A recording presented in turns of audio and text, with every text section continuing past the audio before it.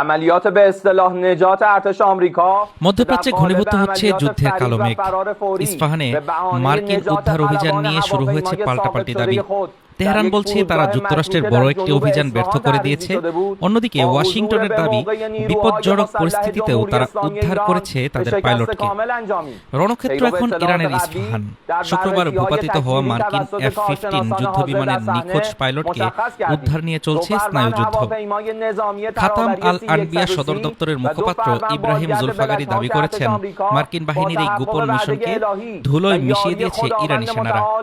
ইব্রাহিম জুলফাগারি বলেন, মার্কিন বাহিনী তড়িঘড়ি করে পালিয়ে যাওয়ার চেষ্টা করেছিল, কিন্তু আমাদের গোয়েন্দা তথ্যের কাছে তারা পরাস্ত হয়েছে। আমরা তাদের দুটি C-130 এবং দুটি ব্ল্যাক হক হেলিকপ্টার ধ্বংস করেছি। তবে তেহরানের এই দাবিকে উড়িয়ে দিয়েছে হোয়াইট হাউস। তাদের দাবি, কোনো প্রাণহানি ছাড়াই উদ্ধার করা হয়েছে নিখোঁজ উচ্চপদস্থ কর্নেলকে। 28 ফেব্রুয়ারি পারমাণবিক কেন্দ্রে হামলার পর থেকেই অস্থির অঞ্চলটি। সর্বোচ্চ নেতা আলী খামেনির মৃত্যুর পর দায়িত্ব নিয়েছেন মোজতবা খামেনি। হিজবুল্লাহর প্রতিশোধ আর হরমুজ প্রণালী বন্ধের হুমকিতে থমকে আছে বিশ্ব তেল বাজার। এদিকে মার্কিন পাইলটদের ধরতে মরিয়া ইরান। 10 বিলিয়ন তোমান ঘোষণা করেছে স্থানীয় পুলিশ। সব মিলিয়ে এক চরম অনিশ্চয়তায় দাঁড়িয়ে বিশ্ব রাজনীতি। হাফিজুর রহমান তুষার, ঢাকা টুডে।